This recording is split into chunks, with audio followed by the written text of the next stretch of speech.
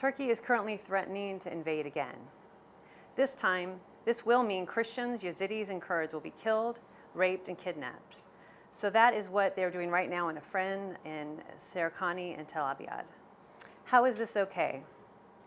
One of the reasons I'm here is to make sure that the US and the international community will no longer be able to just look away and pretend this isn't happening. Turkey's narrative that the citizens of northeast Syria are terrorists to justify their invasion is ridiculous. This government stands for religious freedom, gender equality, and even gardens. What terrorists have ever stood for those things? In fact, Turkey's behavior, which is the same as ISIS, fits the behavior more of a terrorist.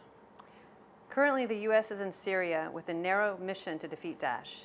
To permanently defeat Daesh and other terrorist groups, you need governance, security, and an ideology to counter ISIS's ideology.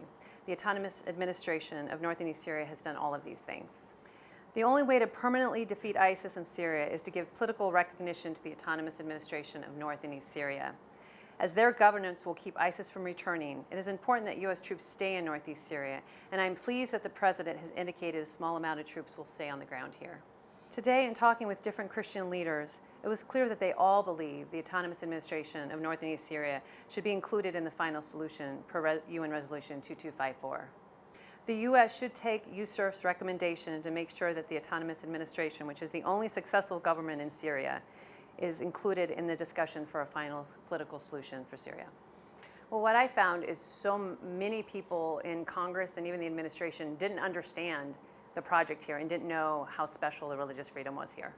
So we had our congressional hearing in June where we had people testify and document the conditions here and how remarkable they are and unusual for the Middle East, for women and for religious minorities, and we also, of course, to document what's going on in the areas Turkey is occupied. So I think from a year ago to now, there's been a big increase in support for Northeast Syria and Washington.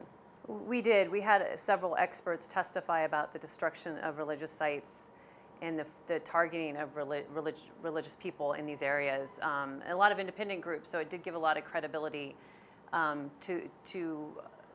it made it look so the United States government can't ignore what's happening in these areas any longer.